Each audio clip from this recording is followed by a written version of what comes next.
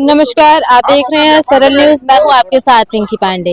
इस वक्त मेरी मौजूदगी दिल्ली के जंतर मंतर पे है और मेरे साथ कुछ वृद्ध जन हैं जो इस वक्त यहाँ पे धरना दे रहे हैं। EPS 95 आपने कई तरह के धरने सुने होंगे, OPS, NPS, और ये EPS का एक धरना है।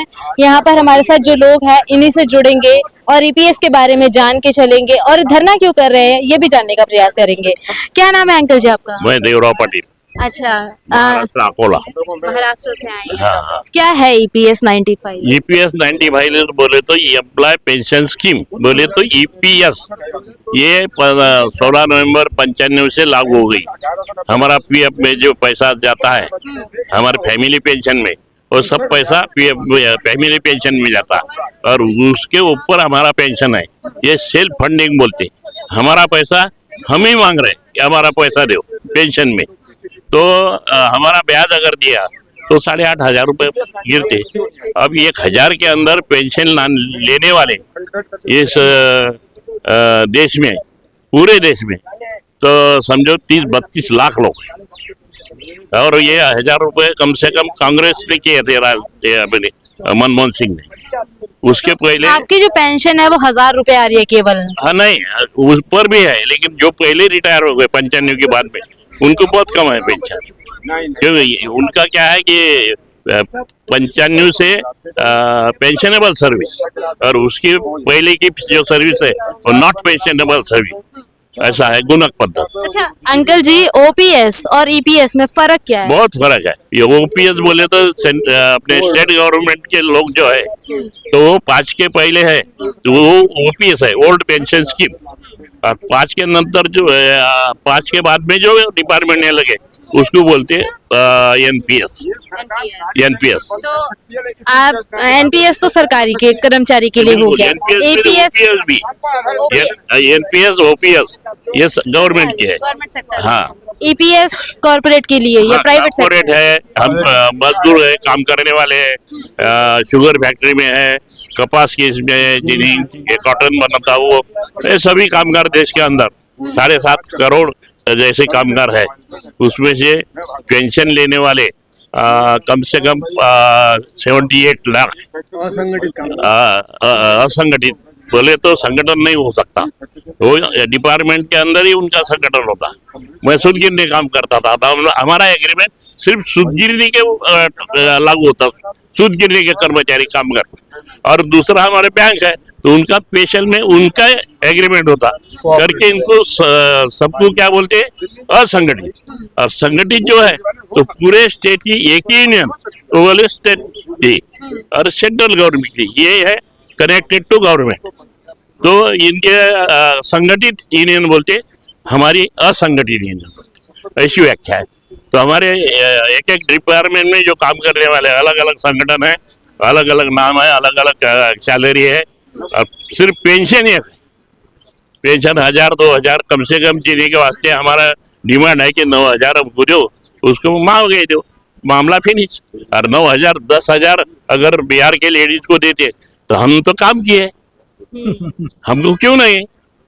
तो चोरों को बांट रहे, और जिन्होंने कष्ट किया, मेहनत किया, पसीना बहाया, उसको 1,000 रुपये, और मेरे 1,000 रुपये 978 पेंशन है और 1,400 की गोली लगती। जमाना ऐसा है कि तुमको बच्चे भी नहीं संभालते, तुम्हारे खीसे में नोट है तो बच्चे संभालेंगे 40,000 50,000, और ये खासदार है उनको 1 लाख रुपए पेंशन, तो इनको बच्चे संभालेंगे ना।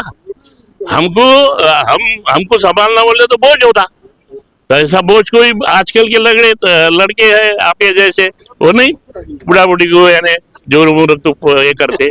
तो बहुत कठिन समय है ये हमारे लिए। तो हम हमारा हक मांग रहे हैं गवर्नमेंट से, और उपकार नहीं, हमारा ब्याज हमको दो। तो हमारे ब्याज में हमारा 9,000 बैठे, और सरकार की कोई जिम्मेदारी नहीं किया। वो जावड़ेकर मिनिस्टर था, उसने एक कमेटी बनाई, कोश्यारी, भगत सिंह कोश्यारी, वो भाजपा का खासदार था। वो कमेटी ने निर्णय लिया कि भाई 8.33 बजटरी सपोर्ट दो, तो इनको बैठ जाता। तो गवर्नमेंट का ये क्या है भागीदारी 1.16 है, हमारे मालिक का जो पैसा है वो 8.33 है। हमारा 1.16 है। तो ऐसे में आप महाराष्ट्र के मुख्यमंत्री जो है देवेंद्र फडणवीस, उनसे भी मिले होंगे। नहीं, पैसा दिल्ली में जमा है और मांगना मुंबई में, ऐसा कैसा हो सकता है? कि बीजेपी मैं की काम सत्ता- तुम्हारी इधर करूंगा और पगार इनको मांगूंगा। मेरा हक किधर से है? हमारा जहाँ पैसा जमा है सेंट्रल गवर्नमेंट के पास या पीएम ऑफिस है पूरे भारत का, कमिश्नर है और उसका लेबर मिनिस्टर है, ये 2-3 मिलके कर सकते 1 मिनट। जब हमारा 1000 रुपए गवर्नमेंट ने किया था, सेंट्रल गवर्नमेंट ने 1 अप्रैल से, तो 6 महीने लागू ही नहीं होने दिया है मोदी सरकार ने। फिर अक्टूबर 1 से लागू हो गया 14 से और 31 मार्च 2015 को ये बढ़े हुए 1000 बंद कर दिए। तो उस टाइम 1 रुपए पेंशन लेने वाले 74%, यानी 1 रुपीज ओनली पेंशन जो लेने वाले थे उनकी संख्या थे 74। तो अभी हमने 1000 किए ना, 1227 करोड़ में पूरे 32 लाख लोग बढ़ गए। विधवा 5 लाख विधवा जब थी, अभी तो 7-8 लाख तो विधवा हुई, उनको 1000 रुपए। मेरे को 978 है। तगड़ा आदमी हो, खाने को लगता वजन है, लेकिन पेंशन कितना है? 978। तो प्यार कौन करेगा? घर वाले नहीं प्यार करते, बच्चे भी नहीं करते, बहू भी नहीं। अरे गोलियां पर तुमको 500 रुपए बच्चे से लेना पड़ गया, कौन प्यार करेगा? कोई नहीं करता। पैसे से प्यार है, बाकी सब फेल कार्यक्रम है। उस वजह से हमारी इज्जत रखने के वास्ते इतना 9000 और महंगाई हमको होना और हमारा हक है वो सरकार ने देना चाहिए। आपका क्या नाम है? आपका क्या नाम है सर? आपकी क्या पेंशन आ रही है? अभी मेरी पेंशन है 1800 रुपया 1800 बस, और मुझे मिलता था 1 लाख रुपया जब मैं सर्विस करता था। 1 लाख रुपया मुझे मिलता था और रिटायर होने के बाद मेरी पेंशन 1800 हो गई खाली। तो कैसे? रिटायर्ड हुए कितना टाइम हो गया सर आपको? अभी मुझे 12 साल हो गए जब से ये हमारा आंदोलन चालू हो गया। टोटल 15 साल ये आंदोलन हम कर रहे हैं, लेकिन 15 साल में कोई सुनवाई हुई? कुछ भी बड़ा नहीं, कुछ भी बड़ा नहीं। खाली उन्होंने जो मिनिमम 1000 रुपीज जो किया वही खाली मिला है, और वो 1000 रुपीज करते वक्त मोदी सरकार ने 5 महीने का हमारा पैसा भी खा लिया। उसके बाद कांग्रेस गवर्नमेंट ने जो 5 महीने तक आपका पेंशन भी नहीं आया? पेंशन भी नहीं मिला। ये पैसा उसके बाद संसद में भाषण किया कि मैं गरीबों के लिए हूँ, मैं देना चाहता हूँ, मुझे अभी पता लगा इनका पेंशन नहीं है करके 1000 रुपया मैं बढ़ा दे रहा हूँ। ये झूठ बोल के उन्होंने संसद में भाषण दे दिया। ये ठीक नहीं है, क्योंकि हमारे देश में अभी 70 लाख पेंशनर है जो EPF 95 का पेमेंट लेते हैं, लेकिन उनकी पेंशन बहुत ही कम है। उनको मिनिमम 9500 मिलना ही चाहिए। अभी तो कोई लोग बोलते हैं तो 1000 क्यों, 9000 नहीं 10,000 करो। लेकिन हम बिल्कुल स्टडी करके जो भी गवर्नमेंट, सेंट्रल गवर्नमेंट ने एक उनके कर्मचारियों के लिए 19,000 किया था, उसका आधा हम मांग रहे। 18,000 रुपया वो देते थे मिनिमम वेजेस, वो वेजेस का 50% उनको पेंशन मिलता था, इसीलिए हम 50% ही मांग रहे, हम कोई ज़्यादा नहीं मांग रहे।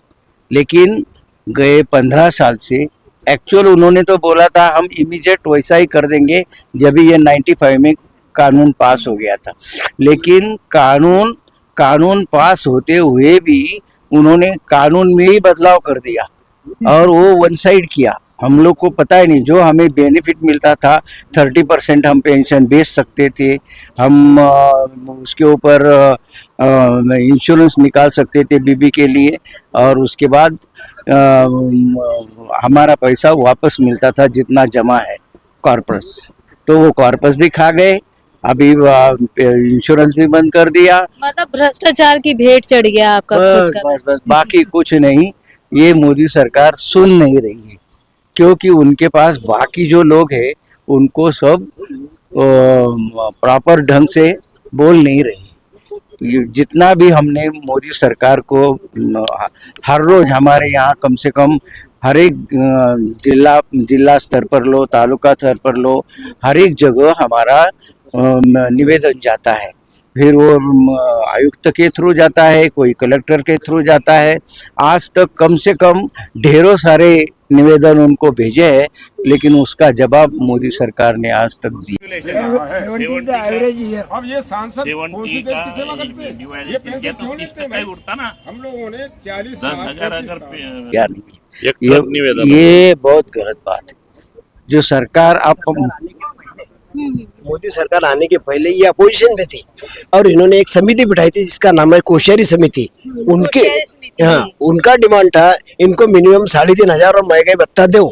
ये थी बीजेपी की डिमांड। जब से चुन के आए, जब से वो भूल गए, जब से बात ही नहीं कर रहे कि अरे उनकी जो समिति बिठे उसका भी देना नहीं चाहते। सिर्फ ये जुमड़े वाली सरकार है, सिर्फ अलग अलग बातें लेकर लोगों को आपस में झगड़ा करके अलग अलग मुद्दे खड़के इलेक्शन खड़े करती, बाद में गरीबों के हक के कोई बात नहीं करती। किसानों को, मजदूरों को डुबाने वाली सरकार। आपकी क्या सैलरी पेंशन है सर अभी? मेरे को अभी 2400 रुपये मिलती, जबकि मेरा कैलकुलेशन निकाला तो मेरा 4 लाख से ऊपर वहाँ पे क्या जमा रहेगा, जो मेरे को रिटर्न मिलने वाला नहीं था।